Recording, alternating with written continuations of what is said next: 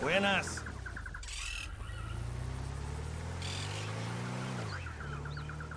So she wasn't a prisoner there from the very first second.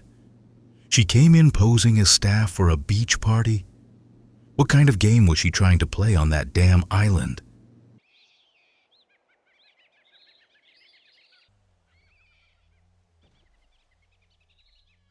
Wait, she wasn't alone. There was another woman with her, wearing the same event staff uniform.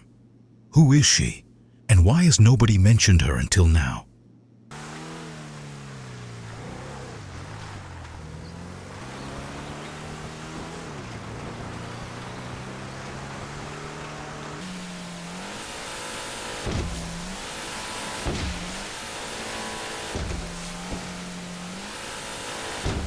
She was moving around that island more freely than she should have, almost like someone with clearance. Or someone who didn't realize her clearance had already expired. Are you telling me El Rubio's people didn't stop her, but basically let her sail out to sea? Ronan doesn't like strangers showing up on his turf, especially when they're trying to copy his business. Someone had the nerve to print counterfeit cash right in downtown Vinewood, under Ronan's nose. And that's not competition anymore. That's an insult. The boys were counting future profits, without knowing that red-haired chaos was already standing at their door. Fall back! Vinewood is used to quiet deals, but Ronan has always spoken loud. He doesn't warn, he doesn't negotiate, and he doesn't leave anyone wondering who's in charge here.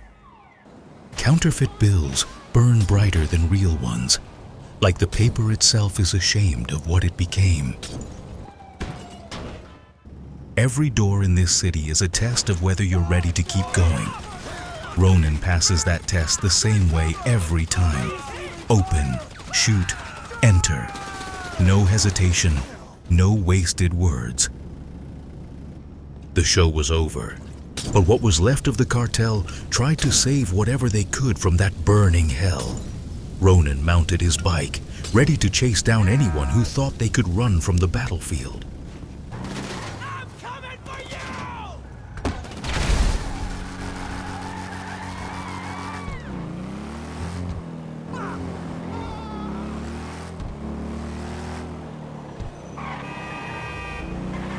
The van was their last attempt to move out whatever they could still save. Ronan didn't leave them even the smallest hope of rescuing what was left of their failed business under Motopapi's nose. Now downtown Vinewood belonged again to the people who know how to keep their word and hold a gun.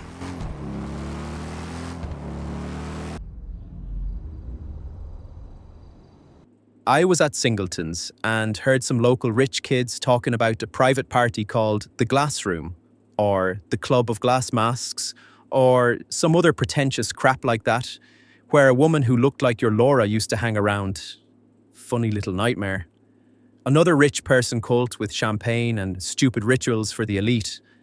But they let it slip that the first tourist trips to Cayo Perico went through that club. That's the first time I've heard the name of that closed circle. If they knew Laura before Cayo Perico, then someone in that circle may have known exactly what she was looking for there. They meet once a month at an estate beyond Vinewood Hills. And guess who services them? Grupo X moves their cash donations between banks like clockwork.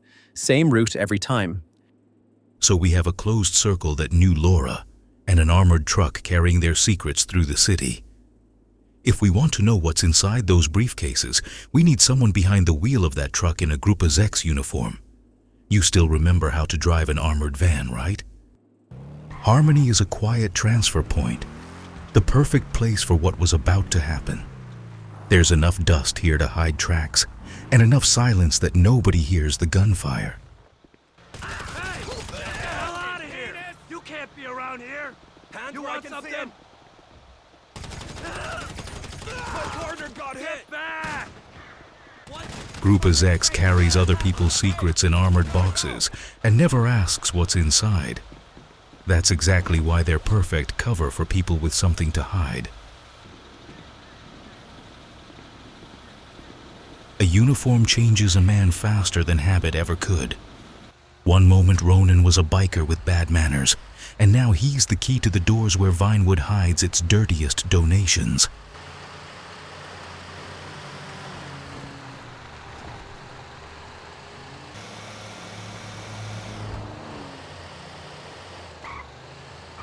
The nearest bank in the desert was already waiting for its usual run.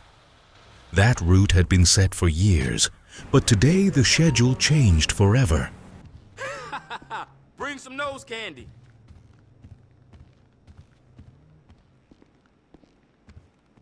Banks love clean floors, cold light, and people in uniform. They don't care who came for the case, as long as the stamp is right and the face looks confident enough. Ain't that the truth? The first case is always the easiest. It doesn't smell like trouble yet.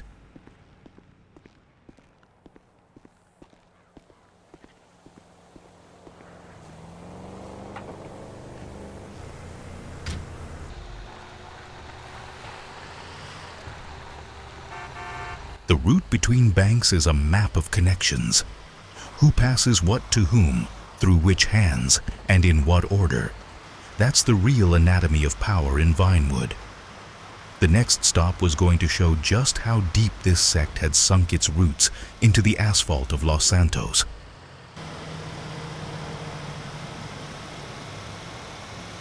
City branches hand money over to Group X without asking too many questions, because the system loves silence and routine. The guard at the entrance didn't even look under the cap, where the eyes of an Irish wolf were hiding.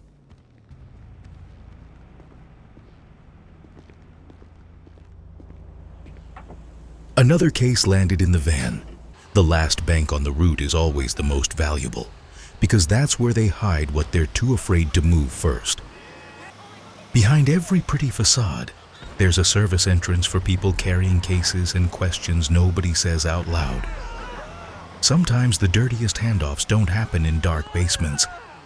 Sometimes a manager just steps around the corner, pretends it's standard procedure, and hands you something that was never supposed to exist.